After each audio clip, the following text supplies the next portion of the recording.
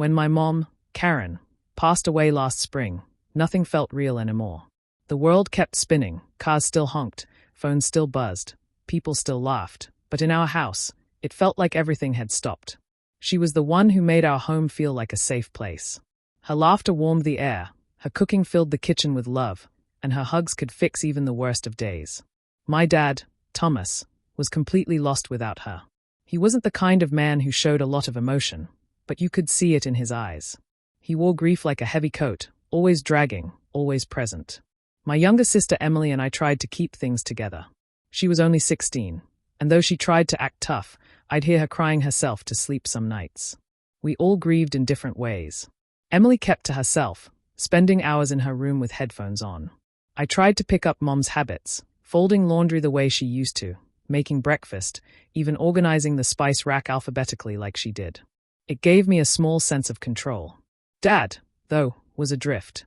He'd come home from work, sit in his recliner, and just stare at the blank TV screen for hours. Weeks passed like that, quietly, numbly. Then one Thursday evening, something changed. I was making dinner, spaghetti, Dad's favorite, and he walked into the kitchen, more present than I'd seen him in a while. "Can we talk?" he asked. I nodded, wiping my hands on a dish towel. "Of course." He pulled out a chair, sat down, and tapped his fingers on the table. "I want to do something. And you might think it's odd," he said slowly, his voice unsure. "Okay, what is it?" "I want to take ballroom dancing lessons." I blinked at him. "You, what?" He gave a soft, nervous laugh. "I know it sounds strange, but your mom always wanted us to do it. She used to mention it every year, said it would be fun. We never got around to it.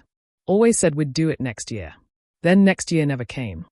I felt a lump in my throat. I remembered those conversations. Mom would joke about teaching Dad how to dance properly, and he'd roll his eyes but smile, secretly loving the idea. He reached into his pocket and pulled out a faded flyer. I found this in her jewelry box. She kept it. I didn't even know. I took the paper from him. Thursday nights, adult ballroom classes at the community center.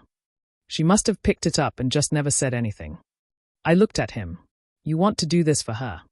He nodded. "I want to do it with her. In spirit. Maybe it's silly, but I think she'd like that." "It's not silly," I said, holding back tears. "It's beautiful." That Saturday, I drove him to the community center.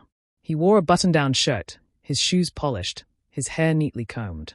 He looked nervous, like a teenager on a first date. Inside the gymnasium, couples moved gracefully across the floor. The instructor, a lively woman named Beverly, welcomed everyone with a warm smile.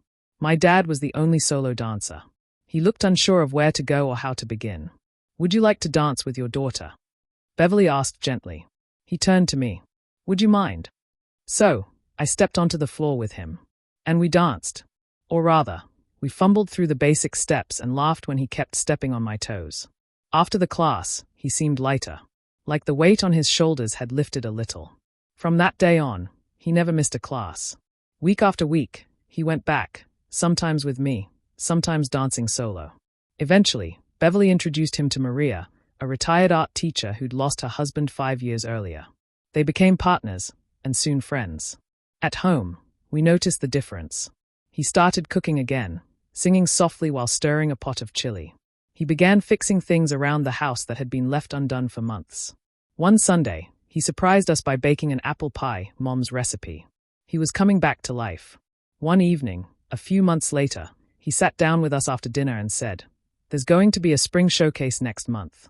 Just a little recital." I signed up. Emily and I exchanged wide-eyed glances. "You're performing?" I asked. He smiled, a little shyly. "Just a waltz. Nothing fancy." On the day of the showcase, he wore a suit and a blue tie, Mom's favorite color. The community center had been transformed with string lights, soft music, and rows of chairs filled with families and friends. When Dad and Maria stepped onto the floor, I held my breath.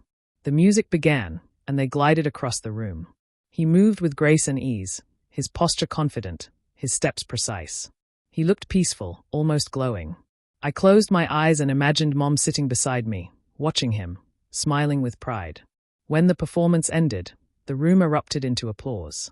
Emily wiped her tears with her sleeve. I reached for Dad as he walked over. "You were amazing," I said, hugging him.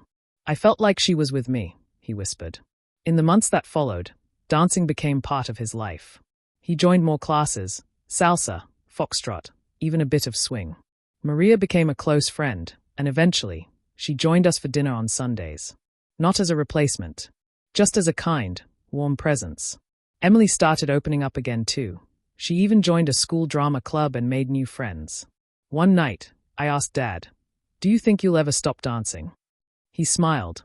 "Not if I can help it. It keeps me connected, to her, to life. Grief doesn't leave suddenly. It lingers. But so does love. And sometimes, it shows up in the strangest ways, like a ballroom dance class on a Thursday night. And when I think back on that first strange request, I realize it wasn't strange at all. It was the beginning of healing.